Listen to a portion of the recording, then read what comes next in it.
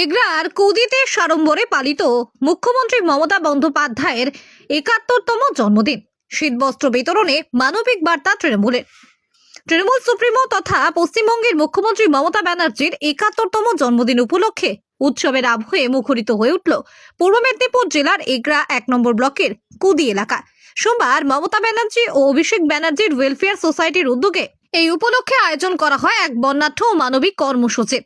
অনুষ্ঠানের সূচনা হয় আধ্যাত্মিক পরিবেশে। এগরা ১ নম্বর ব্লক তৃণমূল সহসভাপতি তথা পূর্ব মেদিনীপুর জেলা পরিষদ সদস্য শান্তনু নায়কের নেতৃত্বে তৃণমূল কর্মী সমর্থকেরা স্থানীয় মন্দিরে গিয়ে মুখ্যমন্ত্রীর সুস্বাস্থ্য এবং দীর্ঘ আয়ু কামনায় বিশেষ পুজো দেন। এরপর দলীয় কার্যালয় প্রাঙ্গণে বিশাল কেক কেটে জন্মদিন উদযাপন করা হয়। একে অপরকে মিষ্টিমুখ করিয়ে শুভেচ্ছা জানান অনুরাগীরা। স্লোগানে মুখরিত হয়ে ওঠে গোটা এলাকা। এদিনের অনুষ্ঠানে উপস্থিত এগরার বিধায়ক তরুণ কুমার মাইতি সহ নেতৃত্বরা মমতা ব্যানার্জির দীর্ঘ রাজনৈতিক সংগ্রাম, সাধারণ মানুষের জন্য তার নিরলস লড়াই এবং বাংলার উন্নয়নে বিভিন্ন জনকল্যাণমূলক প্রকল্পের সাফল্য তুলে ধরেন। দেখুন, আমরা জানি যে আজকের দিনে মমতা ব্যানার্জির জন্মদিন। সেই জন্মদিনকে কেন্দ্র করে সারা বাংলায় নিশ্চিতভাবে কোনো না কোনো প্রোগ্রামের মাধ্যম দিয়ে এবং মন্দিরে পুজো দিয়ে ওনার দীর্ঘায়ু কামনা করছেন, সকলে করছেন।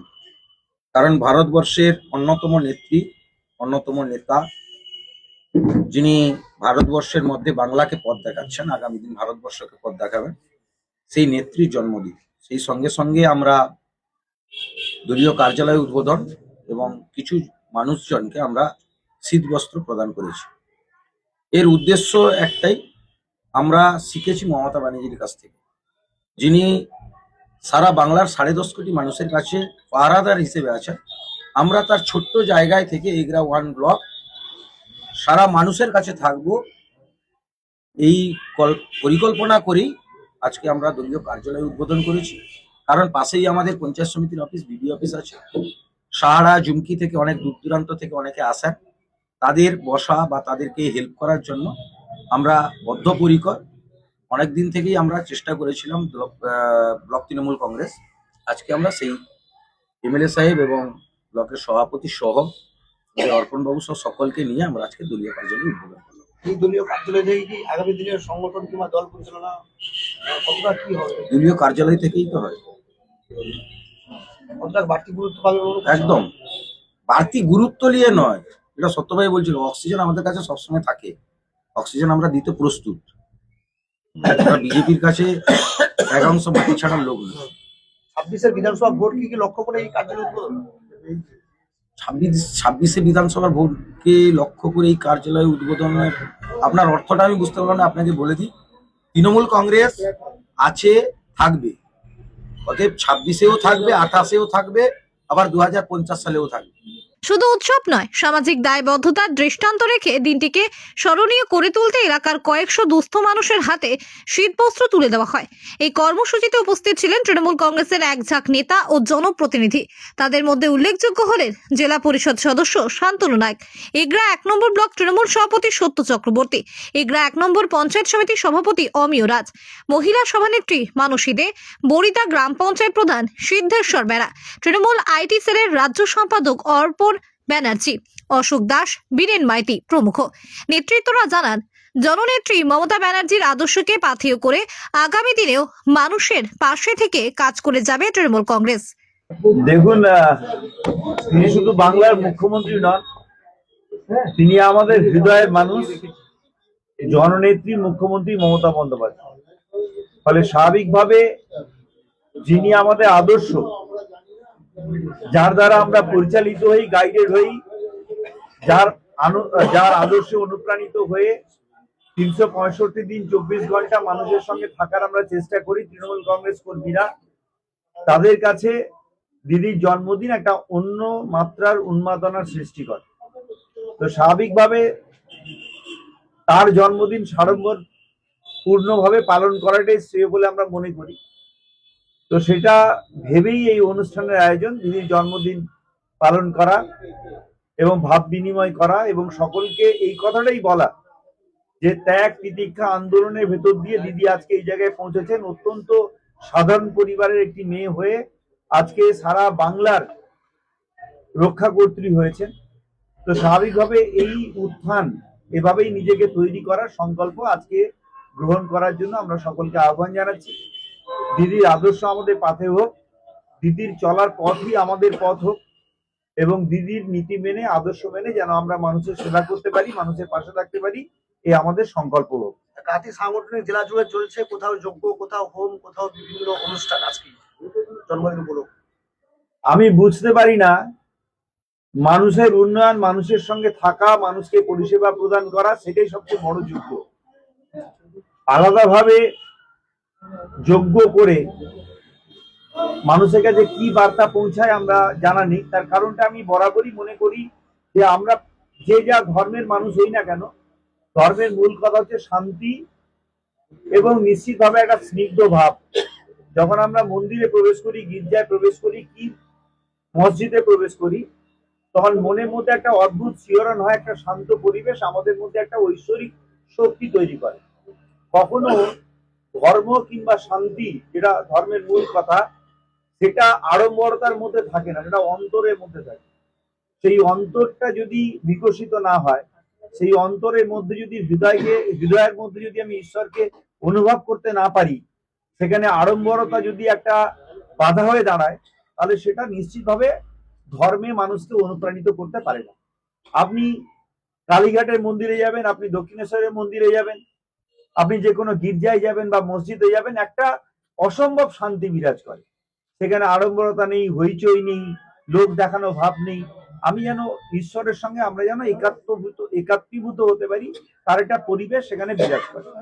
কিন্তু যারা যজ্ঞ করছেন, হইচই করছেন, টিভি কাভারেজ করছেন, লক্ষ কণ্ঠে গীতা পাঠ একসঙ্গে করছেন, তার সুর ঠিক নেই, তার উচ্চারণ ঠিক নেই, হ্যাঁ, তো সেই সব জায়গা থেকে আমার মনে হয় এটা একটা ধর্মীয় অনুষ্ঠান ঠিক আছে, ধর্মীয় আচরণ ঠিক আছে, ধর্মীয় আচার বলে মেনে নিতে পারি, কিন্তু ধর্ম যেটাকে বাঁধন করে, ধারণ করে, মানুষকে একাত্মীভূত করে, মানুষের মনে শান্তি স্নিগ্ধভাব তৈরি করে, এই অনুষ্ঠানগুলো করে না। তৃণমূল নেতৃত্বরা অনেকে দাবি করছেন যে 26-এ বিধানসভায় এগরা বিধানসভাকে মুখ্যমন্ত্রীকে উপহার দিতে পারলে তবেই এই জন্মদিন সাকসেস হবে। হ্যাঁ, নিশ্চিত হবে। দেখুন, আমরা একজন মানুষের ত্যাগ তিতিক্ষাটা তো মনে রাখতে হবে। 77-78 সাল থেকে শুরু করে অত্যাচারিত হতে হতে, নিপীড়িত হতে হতে, মার খেতে খেতে, মানুষকে সংগঠিত করতে করতে ঐতিহাসিকভাবে তিনি 2011 সালে ক্ষমতা পান।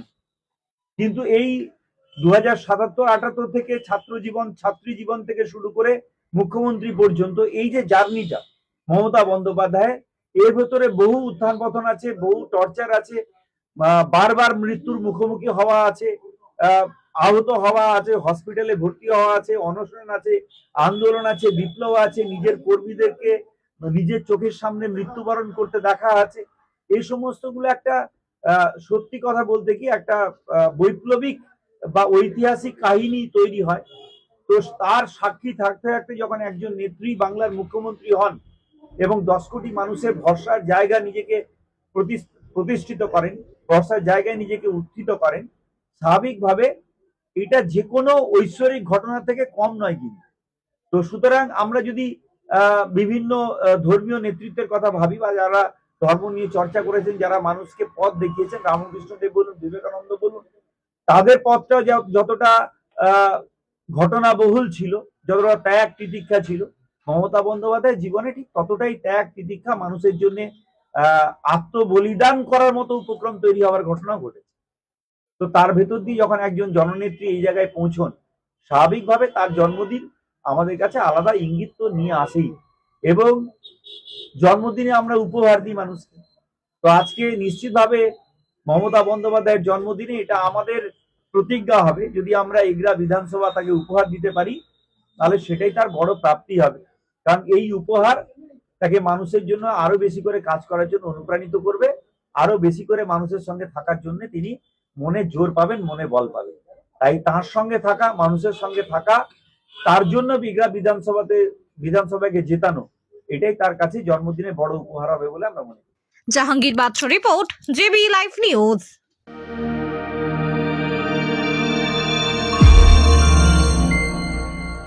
আপনারা দেখছেন জেবি লাইভ নিউজ, সব খবর সবার আগে। মণিপুরের বুকে এই প্রথম মাত্র 4% মেকিং চার্জেস দিয়ে সোনা কিনুন। বিজলি জুয়েলার্সে পাবেন সোনার হীরের গয়না ও গ্রহরত্নের বিশাল কালেকশন।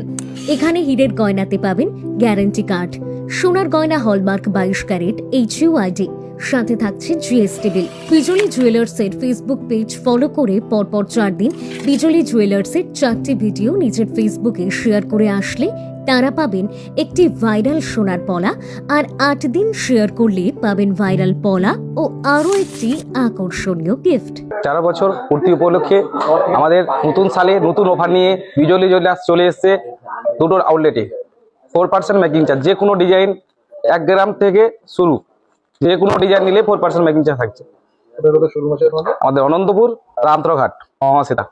বিজলি জুয়েলার্সের 2টি mega showroom Anantapur girls high স্কুলের বিপরীতে।